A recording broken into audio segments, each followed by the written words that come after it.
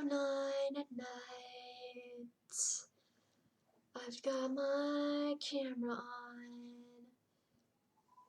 and my hair is all fluffy and full and a bit of frizzy. It happens whenever I wash it, and well, I'm not really a fan of the frizz, but this wellness days kind of make me feel like a metalhead. And I cannot resist metalheads. They're so cool with their long black hair and their black clothes. Yeah, and the way they dance to their favorite hardcore music. But the kind of metalheads that I like the most are the ones that are kind-hearted, like so nice, the kind of ones that tend to keep to themselves in a crowd and are nice and calm and mellow, except they smile and laugh whenever something good happens, but overall they're the ones that are the most stable in the wild and crazy crowd. Yeah. Those are the kind of metalheads that I like. I know they're very rare, but I guess my taste is kind of strange. Yeah. Well, I've been using more than just music to keep me occupied during this crazy stay-at-home stir-crazying session. Been trying to dedicate more time to playing video games. Recently I've been trying to play some more Smash Brothers on my Switch. It is so nice that Super Smash Bros. Ultimate has all the characters. That means my little buddy, the ultimate underdog Pichu, is back. Yes. He is the cutest, and I can make him so tough, and I like cute things that are tough to an extent. But yeah, video games are definitely a great way to deal with this stay-at-home craziness. I mean, think about it. One thing that I would definitely enjoy is Elder Scrolls Online, my most favorite game. It's just so awesome. The gameplay and the many stories you encounter, plus the characters are customizable. I even have a story. I even have stories for, well, the thing is, I haven't played in a while, but I actually took the concept of the stories I have for my Elder Scrolls characters, and I modified them a bit so that they would be backstories for a new story I'm developing called Aurora Adventures. And I don't really know for sure if I'm going to pursue it fully, but I'm definitely proud of the backstories that I came up with for the main characters. Yeah, I've always been a fan of the fantasy genre. Everything from dragons, to castles, to legends, to swords, to beautiful landscapes, to non-human characters, to magical elemental attacks. Yeah, it's just beautiful. I mean, Elder Scrolls Online is the picture of the fantasy genre, but there are so many others that I enjoy as well. Witcher 3, well, Witcher 3 is pretty awesome. Geralt is a great character, And I especially like making him like a super nice guy, where sometimes he lets the people he does jobs for keep their money for certain reasons, just to make him a nice guy. Because I really like doing that with my characters, making them very nice. Yeah. I mean, it's always nice, nice, nice with me when it comes to characters. I remember I was always the same way whenever I played Dungeons and Dragons. That was such a fun game too. I miss playing that with my old friends, but yeah, whatever. It was just so cool. And what I really liked is that many times when I played Dungeons and Dragons, people said that they enjoyed playing it with me because my characters were so nice. I remember I once took a crack at being a dungeon master, and my friends said that I did pretty good for a first attempt, which was really nice. But yeah, something I like about Dungeons and Dragons is that it offers a lot of creativity. Yes. As to, it requires a lot of imagination. Yeah, yeah.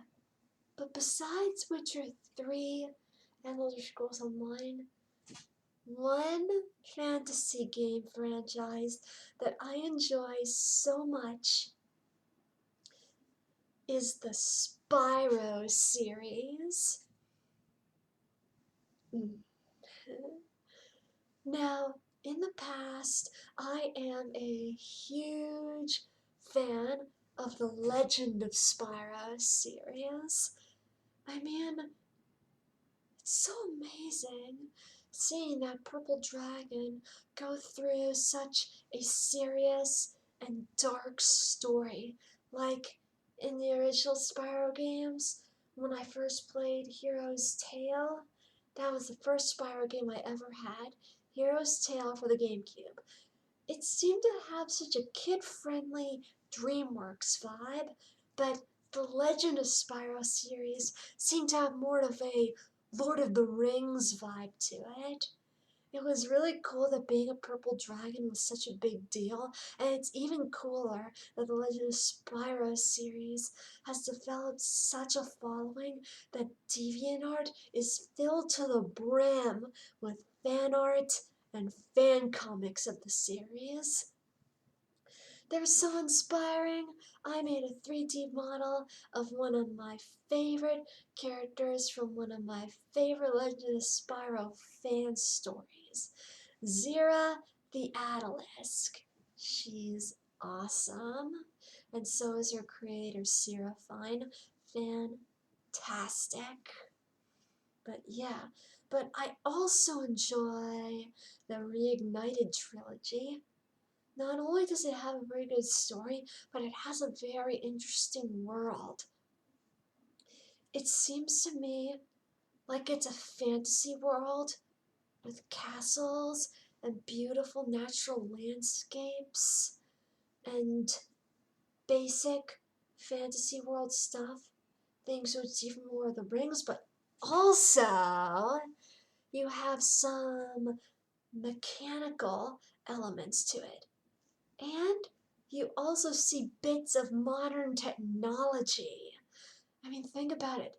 A fantasy world coupled with a bit of modernization, that is like the idea of my world of Lore Star, where my characters from my Dragonmen, Marinemen, and Naturemen stories are held. Yeah, I mean, my biggest dream definitely is for people to love my stories and characters so much that they would make fan art of them. Yes. And that's why I'm writing all these books about them. Yeah. And that's why I make animations of them too. Yes. I know it's a bit of a big dream, but people have said that I'm a pretty good writer, so guess it could be possible if I just am good enough for it. But yeah, I do really enjoy that. I mean, my main forms of video games are either with my computer or my consoles. For my computer, I usually play Elder Scrolls Online. Listen, how many of you play Elder Scrolls Online or Skyrim with the keyboard and the mouse? Because that's how I play it, and the reason why is because that's how I'm used to it. I first started out Skyrim like that, and then I played Elder Scrolls Online like that, and I just play it like that because I'm used to it. Gosh, Skyrim is so cool. Even though I think that Elder Scrolls Online is better if I moved on to that, I do believe that they are two of the best games I've ever played. That's why I thought it would be so cool to work for Bethesda Game Studios one day. But before I pursue something that grand, everyone's gotta start small. That's why I really hope that I'll finally be able to start my job at the library. Yeah, that'd be really nice. I really like the library environment. So peaceful and calm. Yes. But here I am, just sitting around, only able to talk to my friends either by Facebook or by the phone, which is what I usually do, but can't do it as often now because of the pandemic, because the pandemic has left my friends so busy with other things. But I still manage. I am satisfied with the things I have now. I've got my computer, I've got my phone, I've got my video games, I've got my family to hang out with. I do get to talk to my friends occasionally still, so I can stay content like that for quite a while, but I just know that eventually I might end up going a bit more stir crazy myself. Because I really want to meet new people when I get my job at the library. Hopefully meeting new people will help me feel less lonely and less sad that I miss so many of my old friends from college that have parted ways with me. Yeah, yeah. What else is there? I don't want to end this video yet, even though it's dragged on for so long. Well, one thing that I've definitely been doing on YouTube is that I've been watching some of my favorite shows, and some of my favorite shows are none other than the vintage, action-packed, real-life, caught-on-camera shows. The kind of TV shows that show footage of the most extraordinary, thrilling, action-packed, dangerous events you've ever seen, like a multi-million-dollar fighter jet from an air show crashing into an empty house right next to people having a picnic. And that happened in Baltimore. And also, well, one of the basics is car crashes and police chases. But some of the extremes that I've seen is video of this cruise ship sinking, and because the captain and the crew straight up abandoned the passengers, it was up to the boat's entertainers to save the day, and they did. Every single one of the passengers got off alive thanks to those heroic guitarists, magicians, and singers alike. Now that is something you could definitely make a movie out of, isn't it? Yeah, and there's far more than that too, like robberies and holdups. I mean, one of the most extraordinary robbery videos, and probably one of the most shocking that I've ever seen, was this guy who came into the store holding a gun. So he's basically holding him up at gunpoint, right? And when he grabs the money, he accidentally shoots the gun. So the gun goes off by accident. And the clerk is shot, but the gunman also shoots himself. Oh man, that was brutal. Goes to show you just how dangerous guns can be. And uh, and sometimes survival stories about them are amazing. Like there's this one video of this lawyer getting shot at point blank range, and he is dodging them behind a tree like a boss, like he's an expert at it or something. I mean, seriously, it was like that lawyer played video games or something. He dodged those point blank bullets behind that tree like a professional.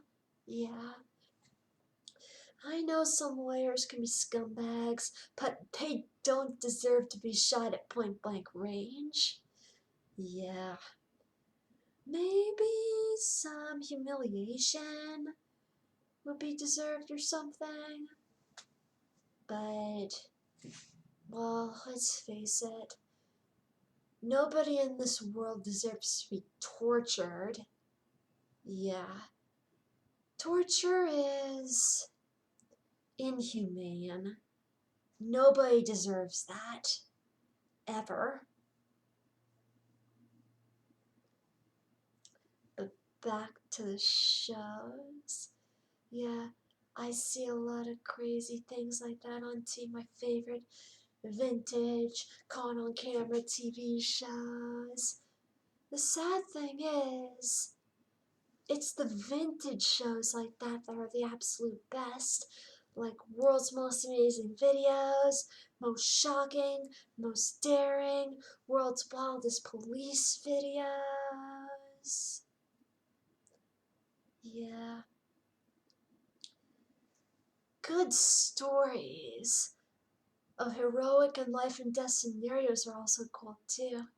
Like Rescue 911. That show is vintage and it's a lot of fun. Yeah. I remember how much fun it was playing Super Smash Brothers in college. Yeah, on my 3DS. And I did win a few times, but to be honest, when it comes to video games, I don't care if I win or lose. It's just a lot of fun, you know? I mean, well, really, when it comes to games in general, I don't care if I win or lose. I'm just in it for the fun. Yeah. Well, there's more than just video games. I think I'm losing my talkativeness. Yeah.